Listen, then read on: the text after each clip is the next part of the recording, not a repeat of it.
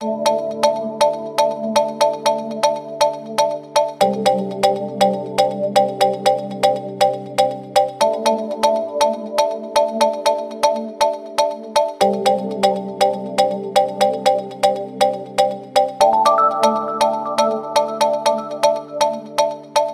Welcome to press news బులెటిన్ల ముందుగా headlines చూద్దాం.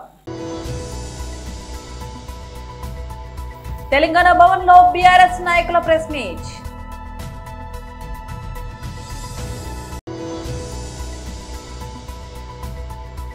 వైఎస్ఆర్సీపీ రాష్ట్ర అధికార ప్రతినిధి పుత్తా శివశంకర్ రెడ్డి ప్రెస్ మీట్.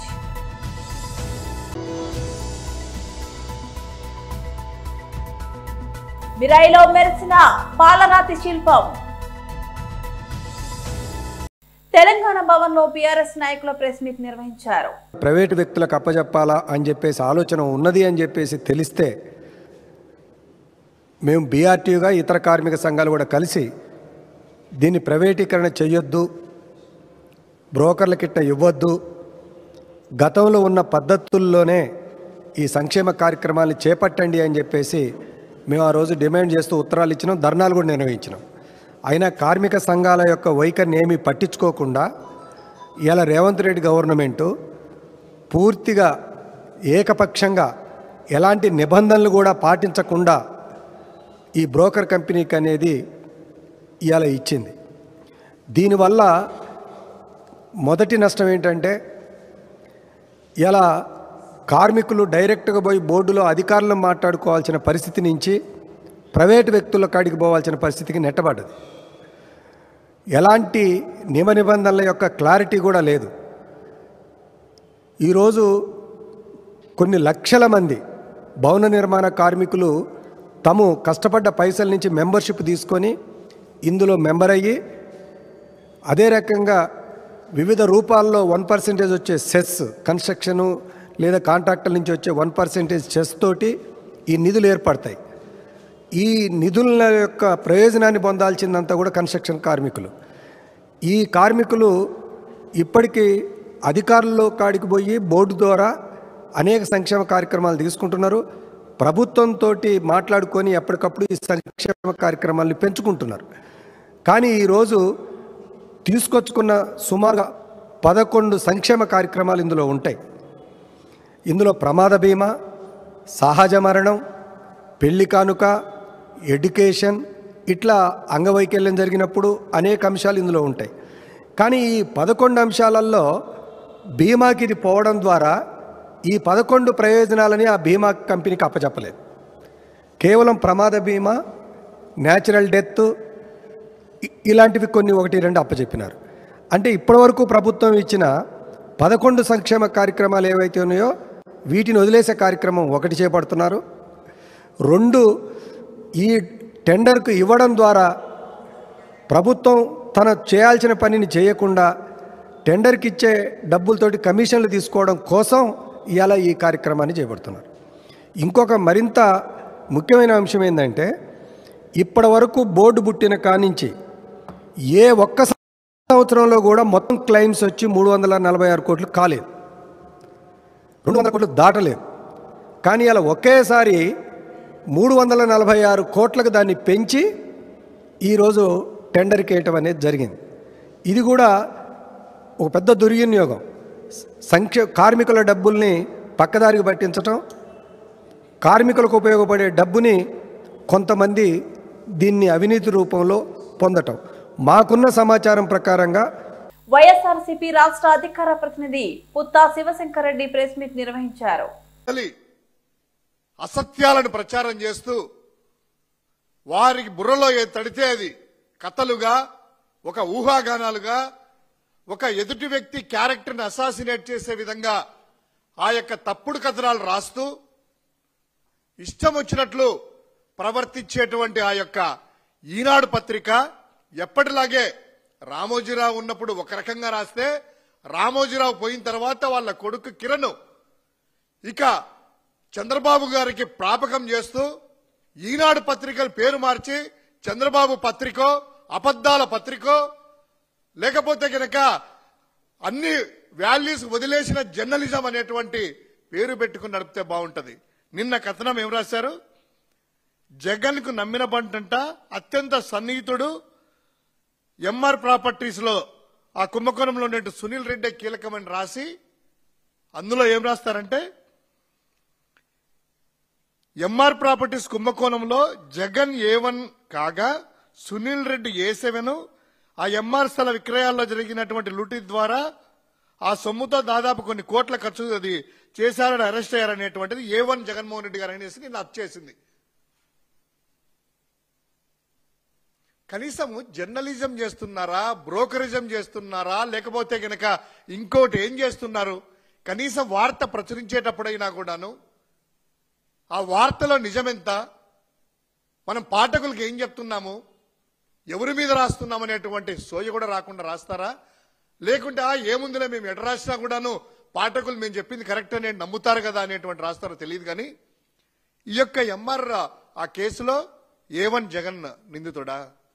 ఒక్కసారి పబ్లిక్ డొమైన్లో ఉంది, ఆ ఈ కోర్ట్ అనేటువంటి అప్లికేషన్లో కూడా కోర్టు వారి దగ్గర కూడా ఉంది. ఈ యొక్క నిందితుల జీవితం అక్యూజుల లిస్టులో చూస్తే A1 ఎవరు? బీబు ప్రసాద్ ఆచార్య. A2 ఎవరు? Emaar properties PJSC. A3 Emaar hills township. A4 Emaar MGF. A5 stylish homes. A6 Kone Rajendra Prasad. A7 Nared Sunil. A1 Jagan అని రాస్తారా? సిగ్గుగా లేదా? కనీసము ఏదో ఆ రిపోర్టర్ ఏదో తప్పుడుగా ఏమైనా ప్రచురించారేమో, ఈ రోజు సవరణ ఏమన్నా ఇస్తారేమో అని ఈ రోజు పేపర్లో చూసాము. A1 జగన్ అనేటువంటి రాసింది తప్పు రాశాము, దాన్ని సవరించుకుంటాము అని ఒక మోరల్ ఎథిక్స్ ఉన్నటువంటి జర్నలిజం చేస్తారు. మాకెక్కడున్నాయి మోరల్స్? బరి తెగించాము, చంద్రబాబుకి ఏం కావాలంటే చేస్తాము, దాసోహం అయ్యాము, చంద్రబాబు పడే బిస్కెట్లకు మేము వెంపర్లాడతాము అనేటువంటి రీతిలో ఈరోజు ఇలా దిగజార్చిన జర్నలిజం చూస్తా ఉంటే సిగ్గుగా అనిపించడం లేదా కిరణ్? ఇంకా ఏం రాస్తారు? అత్యంత సన్నిహితుడు జగన్ కి నమ్మిన బంటంట. వెండి తెరపై పూల తోటలు, మంచు కొండలు, వెండల్లో తడిసే వనాలు కనిపించకపోయినా ఆడియన్స్ పెద్దగా బోర్ ఫీల్ అవ్వరు. పాల నురగలతో దూకే జలపాతాలు, గలగలమని ప్రవహించే సెలయేళ్లు పలకరించకపోయినా పట్టించుకోరు. తెరపై విందు భోజనాల వడ్డనపై జరుగుతున్న లైవ్ తీసుకుంటారు. అందమైన హీరోయిన్ తప్ప వాళ్ళ చూపులు మరి దేనికోసమూ వెతకవు. తెరపై అందమైన హీరోయిన్ చూపించే ప్రభావం ఆ రేంజ్ లో ఉంటుంది. మరి ఈ మధ్య కాలంలో ఎక్కువ మంది కుర్రాళ్ల మనసులను కొల్లగొట్టిన బ్యూటీగా భాగ్యశ్రీ బొర్సే కనిపిస్తుంది. ఆ తర్వాత అంత ఆకర్షణీయంగా అనిపించిన నాయిక ఎవరైనా ఉన్నారా అంటే రితికా నాయక్ అనే చెప్పాలి. మిరాయి సినిమా చూసిన కుర్రాళ్లంతా తమ హృదయాలను ఆమెకు అప్పగించేసి వచ్చేశారు. పాలరాతి శిల్పం మాదిరిగా ఉన్న ఆ అమ్మాయి ఎవరబ్బా అనే చర్చలు చేసుకుంటూ కనిపించారు. తాను ఇంతకు ముందు అశోకవనంలో అర్జున కళ్యాణం సినిమాలో చేసిందనే విషయం కొంతమందికి తట్టింది. ఎలాంటి అలంకరణలు లేకపోయినా చూపు తిప్పుకొనియేదే అసలైన అందం అంటూ ఉంటారు. ఈ సినిమాలో ఆమె పాత్ర అలాగే కనిపిస్తుంది. భుజాన ఒక సంచి తగిలించుకొని తిరిగే సాధువు ఆమె. కానీ తెరపై ఆమె కనిపించిన ప్రతిసారి ఆ పక్కన ఎవరున్నారనేది ఆడియన్స్ పట్టించుకోలేదు. వెన్నెల్లోని చందమామకు వెన్నెతో కన్ను మొక్కు తీర్చినట్టుగా కనిపించడం గురించే మాట్లాడుకుంటున్నారు. చూస్తుంటే ఈ బ్యూటీని మరిన్ని ఛాన్సులు పలకరించే సూచనలు కనిపిస్తున్నాయి. రామగుండంలో రాక్షస పాలన నడుస్తుందని రామగుండం ఎమ్మెల్యే మక్కాన్ సింగ్ ప్రజాస్వామ్యం కూని చేస్తున్నారని ప్రశ్నిస్తే కేసులు అడిగితే కూల్చివేతలు చేస్తూ రామగుండం ప్రజలను భయభ్రాంతులకు గురి చేస్తూ రాక్షస ఆనందం పొందుతున్నారని, రామగుండం నియోజకవర్గంలో చట్టాలు ఎమ్మెల్యేకు చుట్టాలుగా మారాయని మాజీ ఎమ్మెల్యే బీఆర్ఎస్ పార్టీ పెద్దపల్లి జిల్లా అధ్యక్షులు కోరుకంటి చందర్ తీవ్ర స్థాయిలో విమర్శించారు. గోదావరికని ప్రెస్ క్లబ్ లో ఏర్పాటు చేసిన విలేకరుల సమావేశంలో మాజీ ఎమ్మెల్యే పెద్దపల్లి జిల్లా బీఆర్ఎస్ పార్టీ జిల్లా అధ్యక్షులు కోరుకంటి చందర్, బీఆర్ఎస్ నాయకులు కౌశిక్, హరితో కలిసి పాల్గొన్నారు. ఈ సందర్భంగా మాజీ ఎమ్మెల్యే కోరుకంటి చందర్ మాట్లాడారు. కూని చేయడం మాత్రమే ఇలా తెలుస్తా ఉన్నది. రామగుండంలో ప్రజాస్వామ్యం లేదు. ప్రశ్నిస్తే కేసులు, అడుగుతే కూల్చివేతలు. ఇలా ఏ వాడకు పోయినా, ఎక్కే గల్లీకి పోయినా కూడా అందరూ కూడా పైసా పైసా కూడబెట్టుకొని కట్టినటువంటి కట్టడాలన్నీ కూడా ఇలా కూల్చేస్తున్నారు. అక్కడ రేవంత్ రెడ్డి, ఇక్కడ మక్కన్ సింగ్ ఒకే ఆలోచనతోని నడుస్తుంది. రామగుండంలో మక్కన్ సింగ్కు చట్టాలని కూడా చుట్టాలైపోయినాయి. చట్టం లేదు, దానికి ఒక పరిధి లేదు. రామగుండంలో పరిస్థితి నిజంగా మేము ఎన్టీపీసీకి పోయినాం. ఎమ్మెల్యే అయిన తర్వాత 3 నెలల్లోనే ఆనాడు మేము కౌన్సిలర్గా ఉన్నప్పుడు ఉపాధి చూపించినటువంటి చిరు వ్యాపారస్తులను తీసేసిరు. తెల్లారే మీకు ఉపాధి చూపిస్తామని చెప్పేసి ఆ మార్కెట్ కాడికి పోయి గోడ కూలినట్టు కూలగొట్టే పని పెట్టిరు. వాళ్ళు కేసు పెట్టిరు ఎన్టీపీసీలు. అసలు అవగాహన ఉండి పని జరుగుతుందా, కక్ష సాధింపుతో పని జరుగుతుందా అర్థం కాని పరిస్థితి అలా రామగుండంలో పాలన నడుస్తూ ఉన్నది. మేము ఆ చిరు వ్యాపారస్తులకు నీడ చూపెట్టండి, జరిగినటువంటి నష్టానికి నష్టపరిహారం కల్పించండి అని డిమాండ్ చేస్తే కొంతమంది పాలేర్లతోని ఏది పడితే అది మాట్లాడిస్తాడు. అక్కడి నుంచి వచ్చేసి గాంధీ మార్కెట్ కూలగొట్టిండు. దాని మీద అసలు వాళ్లకు ముందస్తు సమాచారం లేదు. లక్షలాది రూపాయలు వాళ్ళు మట్టిపాలైపోయినాయి. దాని తర్వాత వెంటనే తోటవేని ఎన్నికల సమయంలో ఏదో ఈ ఎమ్మెల్యేకు వ్యతిరేకంగా మాట్లాడిండని ఆయనను టార్గెట్ చేసి ఆ శివాజీనగర్ మార్కెట్ మొత్తం కూలగొట్టిండు ఇక్కడి నుంచి అక్కడి దాకా. దాన్ని రోడ్డు వెడల్పు అని అంటారు. రోడ్డు వెడల్పు అంటే గోదావరికంలో జనాలు ఎంత % పెరుగుతున్నారు, దానికి ఓ లెక్క పత్రము ఏమీ లేదు. మేము ఈ ప్రాంతానికి గోదావరికనికి ప్రజలు రావాలే. ఒక రంగంలోనే కాకుండా అన్ని రంగాల్లో ప్రగతి సాధించేలా జిల్లా సర్వతోముఖాభివృద్ధికి కృషి చేస్తానని జిల్లా కలెక్టర్ ఎన్ ప్రభాకర్ రెడ్డి తెలిపారు.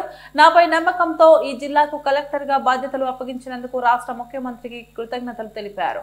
జిల్లా కలెక్టర్ కార్యాలయానికి ఉదయం చేరుకుని పురోహితుల మంత్రోచ్చరణలో పూర్ణ కుంభంతో ఆశీర్వచనాలు తీసుకుని పార్వతీపురం మన్యం నూతన జిల్లా కలెక్టర్ గా బాధ్యతలు శనివారం స్వీకరించారు. ఈ సందర్భంగా కలెక్టర్ మాట్లాడుతూ మన్యం జిల్లా కలెక్టర్ గా బాధ్యతలు స్వీకరించడం చాలా ఆనందంగా ఉందన్నారు. ప్రజలతో మమేకమై సమస్యలపై అధ్యయనం చేసి వాటి పరిష్కారానికి కృషి చేస్తానని తెలిపారు. వెనుకబడిన ప్రాంతమైన మన్యం జిల్లాలో గిరిజన సంక్షేమాభివృద్ధికి విద్యా వైద్య రంగాల బలోపేతం మౌలిక సదుపాయాల కల్పనకు ప్రత్యేక దృష్టి సారిస్తామన్నారు. ప్రధాన అధికారిగా బాధ్యతలు చేపట్టిన సందర్భంగా చాలా సంతోషంగా ఉంది. ఇక్కడ ప్రజలతోటి మమేకమై ఇక్కడి సమస్యల మీద అధ్యయనం చేసి పూర్తి స్థాయిలో వాటి పరిష్కారానికి కృషి చేస్తానని చెప్పి తెలియజేస్తున్నాను. అదేవిధంగా ఇక్కడ అభివృద్ధికి తీసుకోవాల్సినటువంటి పూర్తి ప్రణాళిక, అదేవిధంగా ఎగ్జిక్యూషన్ రిజల్ట్స్ ఓరియంటెడ్గా పనిచేయాలని చెప్పి భావిస్తున్నాను. అదేవిధంగా స్థానిక ప్రజాప్రతినిధులు అందరితోటి కలిసి ఈ జిల్లా అభివృద్ధికి కృషి చేస్తానని చెప్పి తెలియజేస్తున్నాను. అధికారులందరూ కూడా జిల్లా అభివృద్ధికి తోడ్పడే విధంగా వారందరికీ కూడా స్ఫూర్తిని అదేవిధంగా ప్రణాళికను ఇచ్చి వారి చేత పనిచేయిస్తానని చెప్పి ఆశిస్తున్నాను. అదేవిధంగా పత్రికా మిత్రులందరికీ కూడా మీ సహాయ సహకారాలు కూడా జిల్లా అభివృద్ధికి ఇవ్వాలని చెప్పి మిమ్మల్ని అందరినీ కూడా కోరుతూ ఉన్నాను. ధన్యవాదాలు. ఎవరైనా తమ జీవితంలో విజయం సాధించడానికి విద్యనే కీలకమన్నారు గౌరవ మహబూబ్ నగర్ ఎమ్మెల్యే శ్రీ ఎన్ఎం శ్రీనివాస్ రెడ్డి. మహబూబ్ నగర్ జిల్లా private schools association, Telangana recognition schools management association ఆధ్వర్యంలో మహబూబ్ నగర్ నగరంలోని ఏఎస్ఎన్ ఫంక్షన్ హాల్లో జరిగిన ఆచార్య దేవోభవ కార్యక్రమానికి ఆయన ముఖ్య అతిథిగా హాజరై ప్రైవేట్ విద్యాసంస్థల ఉత్తమ కరస్పాండెంట్లకు మరియు ఉత్తమ ఉపాధ్యాయులకు పురస్కారాలు అందజేసి ఘనంగా సన్మానించి వారికి శుభాకాంక్షలు తెలియజేశారు. పిల్లలు క్లాసెస్ స్టార్ట్ చేసిండ్రని ఓకే, మన ప్రైవేట్ ఇంజనీరింగ్ కాలేజ్ కూడా ఒకటి తెలుసుకున్నాం. రాబోయే 10 సంవత్సరాలలో మనకు 10,000 మంది ఇంజనీర్లు మన మహబూబ్ నగర్ పిల్లలు తయారై రెడీగా ఉంటాం. ఈరోజు మీకు లక్ష్యం ఉంది.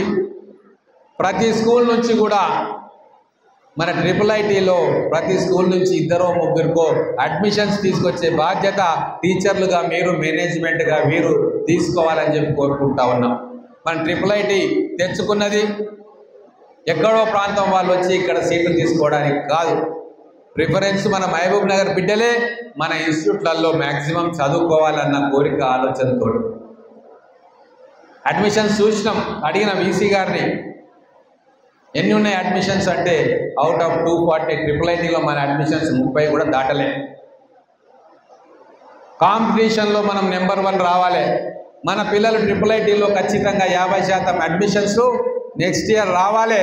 ఆ బాధ్యత మీరు వీళ్ళు అందరు కలిసి తీసుకోవాలి. ఇంజనీరింగ్ కాలేజ్ ఉంది, ఇప్పుడు మొత్తం ఫుల్ అయిపోయినాయి. మిగతా ప్రాంతాల్లో ఫుల్ కాలే, కానీ మన పాలమూరు యూనివర్సిటీకి మనం తెచ్చుకున్న గౌరవంతో పిల్లలు ఎక్కడెక్కడ నుంచో నమ్మకంతో ఈరోజు ఇంజనీరింగ్ కాలేజీలలో 240కి 240 ఫిల్అప్ 180కి ఫిల్అప్ అయిపోయినాయి. దాంట్లో కూడా 30% మన పిల్లల అడ్మిషన్స్ ఉన్నాయి. 100% మన పిల్లలే మన పాలమూరు యూనివర్సిటీ ఇంజనీరింగ్లో అడ్మిషన్ పొందేటట్టుగా మీరు అందరూ కూడా మన పిల్లల్ని తయారు చేయాలి. ఎందుకంటే మన పిల్లలు ఎక్కడో పోయి చదువుకోవాల్సిన అవసరం లేదు, బాసరకు పోయి చదువుకోవాల్సిన అవసరం లేదు, హైదరాబాద్కి పోయి చదువుకోవాల్సిన అవసరం లేదు. ఇక్కడే మనకు ఆ ఫెసిలిటీస్ మనం కల్పిస్తూ ఉన్నాం. ఇక్కడనే మన పిల్లలు చదువుకునేటట్టుగా, వాళ్ళకు మంచి ర్యాంకులు వచ్చేటట్టుగా, మంచి మార్కులు వచ్చేటట్టుగా మీరందరూ కూడా మన పిల్లలకు తర్బీదునియాలి, వాళ్ళని మోటివేట్ చేయాలి. ఇదంతా సమిష్టి బాధ్యత. కాబట్టి ఈ టీచర్స్ డే సందర్భంగా మనందరికీ లక్ష్యం ఉండాలని చెప్పి మేము గుర్తు చేస్తూ ఉన్నాం. ఇప్పటికే టైం ఎక్కువైపోయింది, ఆకలి అవుతూ ఉంది. కాబట్టి దీంతో ముగిస్తూ మళ్ళీ ఖచ్చితంగా మన స్కూల్స్ తెలంగాణ వ్యాప్తంగా ఉత్తమమైన ఫలితాలు అందించేటట్టుగా మన అందరం కృషి చేయాలని చెప్పి కోరుకుంటూ సెలవు తీసుకుంటా ఉన్నాను. జై తెలంగాణ, జై హింద్. హెచ్ఎంఎస్ గౌరవ అధ్యక్షులు కల్వకుంట్ల కవిత సింగరేణి సీఎండీని కలిసి సింగరేణి లాభాల్లో కార్మికులకు 35% పైగా వాటా ఇవ్వాలని, అలియాస్ పేర్ల కార్మికుల సమస్యలు మానవతా దృక్పథంతో పరిష్కరించాలని, వెంటనే మెడికల్ బోర్డు ఏర్పాటు చేయాలని, అలాగే పలు సమస్యలు వివరించడం జరిగిందని, సమస్యలను పరిష్కరిస్తామని సీఎండీ హామీ ఇచ్చారని మీడియా ద్వారా తెలిపారు. పేర్ల విషయంలో ఈ మధ్య కాలంలోనే కాంగ్రెస్ ప్రభుత్వం వచ్చిన తర్వాత 4 ఉద్యోగులు సస్పెండ్ చేశారు, డిస్మిస్ చేశారు. వాళ్ళని తక్షణమే వెనక్కి తీసుకోవాలని చెప్పి మేము డిమాండ్ చేయడం జరిగింది. దానికి వారు సానుకూలంగా స్పందించారు. చాలా హార్ష్గా నిర్ణయం తీసుకున్నారు అనేటటువంటి ఆలోచన కూడా చేశారు. కేసీఆర్ గారు ఉన్నప్పుడు చూసి చూడనట్టుగా అలియాస్ పేర్లు ఉన్నటువంటి వాళ్లకు ఫ్రీడమ్ ఇచ్చి వాళ్ళు కొనసాగేలాగా చేసినాం. అదే ఒరవడి కొనసాగించాలని చెప్పి డిమాండ్ చేసినాం. ఇప్పుడు ఆల్రెడీ తీసేసినటువంటి 4 మాత్రం వెనక్కి తీసుకోమని మేము డిమాండ్ చేసినాం. హెచ్ఎంఎస్ ఆధ్వర్యంలో ఆ డిమాండ్లు సాధించుకుంటామనేటటువంటి విశ్వాసం మాకు ఉన్నది. ఎట్ ద సేమ్ టైం కొత్త మైన్స్ ఓపెన్ చేయాలి, కొత్త మైన్స్ ఓపెన్ చేసి కొత్త ఉద్యోగాలు ఇవ్వాలనేటటువంటి డిమాండ్ కూడా చేసి, రియాజ్ అన్న గారు మేము కూడా మరి ఎక్కడెక్కడ కొత్త మైన్లు ఉన్నాయి, ఎక్కడ కొత్త షాఫ్ట్ ఓపెన్ చేసి తక్షణమే ముందుకు తీసుకెళ్ళొచ్చు అనేటటువంటి అంశాన్ని కూడా చెప్పడం జరిగింది. దాంతోపాటు ప్రత్యేకించి ఎస్టీపీపీలో ఏదైతే ల్యాండ్ లూజర్స్ ఉన్నారో, భూ నిర్వాసితులు ఉన్నారో 1600 మంది ఉన్నారు, వాళ్ళకైతే జాబ్ ఇవ్వాలని అడిగినాం. ఆ జియో సపోర్ట్ చేయడం లేదని సీఎండీ గారు చెప్తే కూడా ఇదివరకు ఖైరీగూడెంలో ఇచ్చినటువంటి విషయాన్ని కూడా వారికి గుర్తు చేయడం జరిగింది.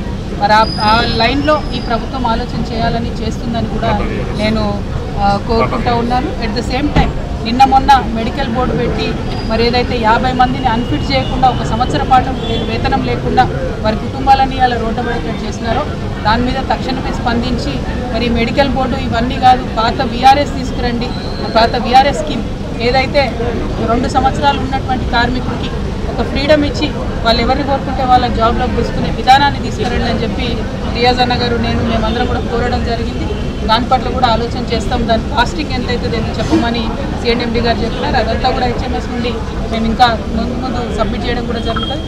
ఇట్లా 1 కాదు 2 కాదు ఏదైతే ప్యాంప్లెట్ వేసి ఉన్నామో దాంట్లో ఉన్నటువంటి దాదాపు 30 సమస్యల మీద మాట్లాడినాము. అన్నిటికన్నా ముఖ్యం ఇప్పుడు ఉండేటటువంటి హాస్పిటల్లో కనీసం మందు గోళీలు కూడా దొరుకుతలేవు, డాక్టర్ కనీసం చేయబట్టుకొని కూడా చూస్తలేడు ఏరియా హాస్పిటల్లో. దీన్ని తీవ్రంగా పరిగణించాలి, డాక్టర్స్ అందుబాటులో ఉండేలాగా చేయాలని చెప్పి కూడా మేము డిమాండ్ చేయడం జరిగింది. దాని పట్ల వారు ఆశ్చర్యం వ్యక్తం చేసినారు సీఎండీ గారు. మరి ఎక్కడికక్కడ ఉన్నటువంటి జనరల్ మేనేజర్స్ మేము డిమాండ్ చేస్తున్నాము, మీ ఏరియా హాస్పిటల్స్ మీరు విజిట్ చేయండి, కార్మికుల పిల్లలకు కార్మికుల కుటుంబాలకు న్యాయం చేయండి. రిఫరల్ సిస్టమ్ చాలా దారుణమైన పరిస్థితిలో ఉంది. దాన్ని మీరు కంప్లీట్గా ఒకసారి రీఎవాల్యుయేట్ చేయడం కూడా మేము డిమాండ్ చేయడం జరిగింది. అన్నిటికన్నా ఎక్కువ మరి చిన్నపిల్లలకు స్కూల్స్ ఏవైతే ఉన్నాయో ప్రతి ఏరియాలో కూడా సిబిఎస్ఈ స్కూల్స్ పెట్టాలని కూడా మేము డిమాండ్ చేయడం జరిగింది. సో వీటన్నిటి మీద కూడా మేము ఫాలోఅప్ చేస్తాం. అవసరమైన కాడ ప్రభుత్వం తగ్గి రాని దగ్గర కూడా ఖచ్చితంగా వెంటబడి ప్రజా ఉద్యమాలను కూడా చేస్తామని ఈ సందర్భంగా తెలియజేస్తున్నాం. లాభాల్లో వాటాని మరి తక్షణమే ప్రకటించాలని చెప్పి మేము కోరడం జరిగింది. దసరా కన్నా ముందే వచ్చేటటువంటి జీతాలలో ఇంక్లూడ్ చేయాలి. అది ఎంత ప్రకటిస్తున్నారు అన్నది ఇమీడియట్గా చెప్పండి అని మేము అడిగినాం. 35% పైనే ఉండాలి కానీ అంతకన్నా తక్కువ ఉండకూడదు అనేటటువంటి డిమాండ్ కూడా కార్మికులందరి మనసులో ఉంది. కాబట్టి ఆ విధంగానే యాజమాన్యం నిర్ణయం తీసుకుంటుందని తీసుకోవాలని చెప్పి కూడా మేము కోరడం జరిగింది. Thank you. జై తెలంగాణ, జై సింగరేణి, జై హెచ్ఎంఐ. బులెటిన్ ముగించే ముందు మరోసారి హెడ్లైన్స్ చూద్దాం. తెలంగాణ భవన్ లో బీఆర్ఎస్ నాయకుల ప్రెస్ మీట్.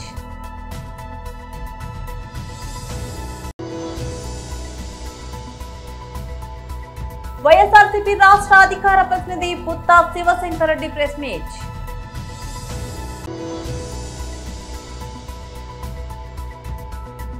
మిరాయిలో మెరిసిన పాలరాతి శిల్పం.